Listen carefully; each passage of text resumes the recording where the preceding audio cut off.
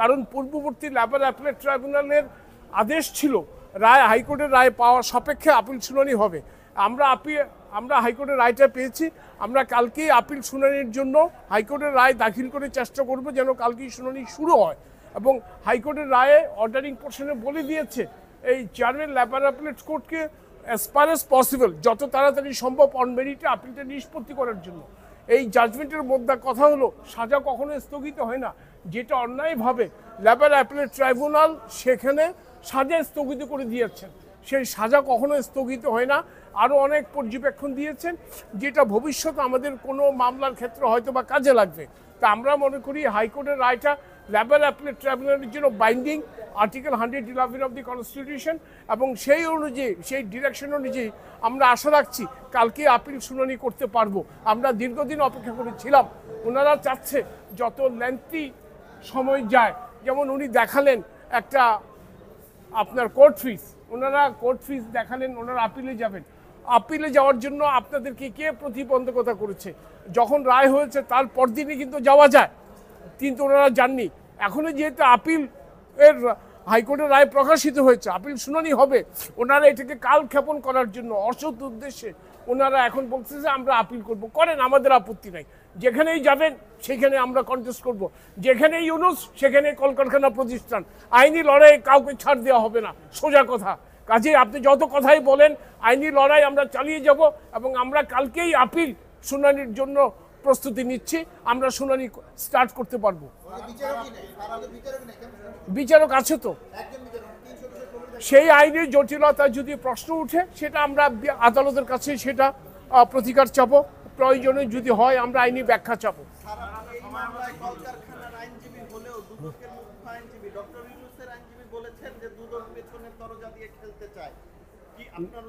না, এটা উনি আসলে খেই হারিয়ে ফেলেছেন।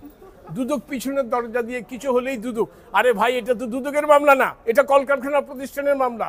দুদকের মামলা সাক্ষর জন্য দিন আছে, ওনার বিরুদ্ধে অভিযোগ গঠন হয়েছে অর্থ পাচার মামলায়। সেই অর্থ পাচার মামলা আপনি সাক্ষী দিয়ে কন্টেস্ট করে বেরিয়ে আসুন, আপনি আইনি যুক্তি দিয়ে সাক্ষ্য দিয়ে খালাস হয়ে আসুন। পেছনের দরজায় দুদক কেন? দুদক যা করেছে প্রকাশ্য করেছি, দিবালোকের মধ্যে করেছে।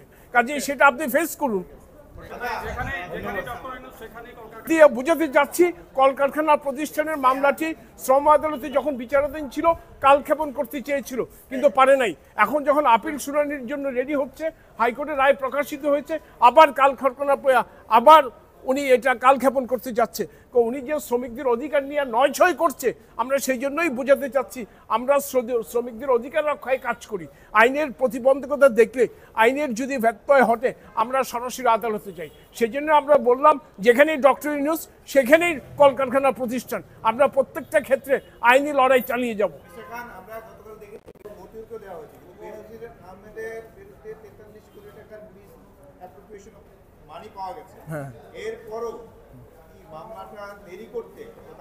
না দেখুন, না মোটেও না, এইটা মোটেও না। কারণ আগে দুদকে ব্যানার্জির আহমেদের বিরুদ্ধে যে অনুসন্ধান চলছিল সেটা প্রায় শেষ পর্যায়ে। সেটার অনুসন্ধান রিপোর্ট দাখিল করলে কমিশন সিদ্ধান্ত নেবে অর্থ পাচার, জ্ঞাত আয় বহির্ভূত সম্পদ হবে কিনা। আর যেই মামলাটা কালকে সিদ্ধান্ত নিয়েছে, এটা একটা সেপারেট, একটা পৃথক অনুসন্ধান হবে। ওনার সম্পদ বিবরণী চাওয়া হবে 26 ধারায়। 26 ধারায় ওনাকে নির্দিষ্ট একটা সময় দিবে 21 দিনের মধ্যে সম্পদ বিবরণী দাখিল করার জন্য। যদি দাখিল না করে আরও 15 দিন, উনি যদি আবেদন করে আরও 15 দিন এক্সটেন্ড করতে পারবে। তারপরে যদি সম্পদ বিবরণী জমা দেয়, ওটা যাচাই বাছাই করে দেখা হবে। যদি দেখা যায় সম্পদ বিবরণী ওনার সব সঠিক আছে, তাহলে ইনকোয়ারি ক্লোজ হয়ে যাবে। যদি দেখা যায় সম্পদ বিবরণীতে গোপন আছে, তাহলে মামলা হবে। আর যদি সম্পদ বিবরণী নাই দাখিল করে, তখন নন সাবমিশন অফ ওয়েলথ স্টেটমেন্টের মামলা হবে। এটি একটু সেপারেট ইন্ডিপেন্ডেন্ট প্রসিডিং। ওই প্রসিডিংটার সঙ্গে এই প্রসিডিং কোনো মিল নাই।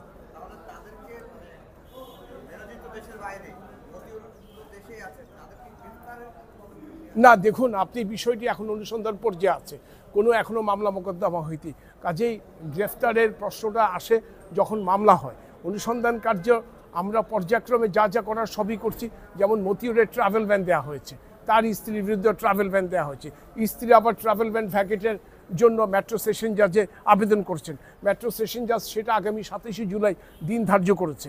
কাজে প্রত্যেকটা আইনি প্রক্রিয়া একটার পর একটা ধারাবাহিকভাবে চলতে থাকবে। এখন কি অনুসন্ধান পর্যায়ে কি কাউকে গ্রেফতার করার সুযোগ নাই? অনুসন্ধান পর্যায়ে গ্রেফতার করা যায়, তবে সেটা কমিশনের সিদ্ধান্ত লাগবে। আপিলেট ডিভিশনের একটা জাজমেন্টও আছে এই বিষয়ে। হ্যাঁ রাইট, সেটা কমিশনের সিদ্ধান্ত লাগবে।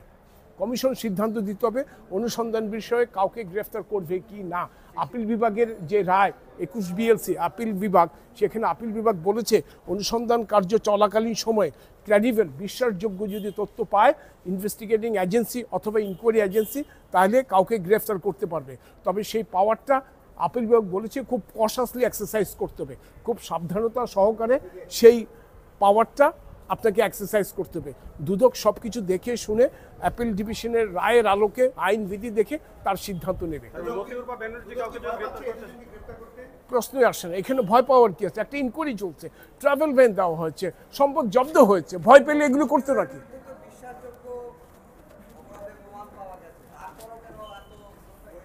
শুনেন, প্রমাণ যখন আসে এই প্রমাণটাকে অথেন্টিসিটি এটাকে যাচাই বাছাই করতে হয়, কোনটা সঠিক কোনটা বেঠিক।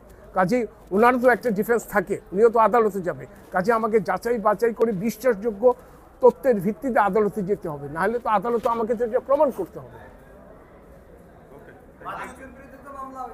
কাজ হ্যাঁ হ্যাঁ হ্যাঁ, আদালতের আদেশ আছে, ওয়ারেন্ট আছে, ওয়ারেন্ট তামিল করার জন্য আদালত অলরেডি ডাইরেকশন দিয়েছে। পিক অ্যান্ড চুজ বলে দুদক কিছু নাই, দুদক খুব ট্রান্সপারেন্ট। আপনি যে ভাষায় বলেন, আপনি তো মামুন ভাই মানে ভাষায় কথা বলছেন, দুদক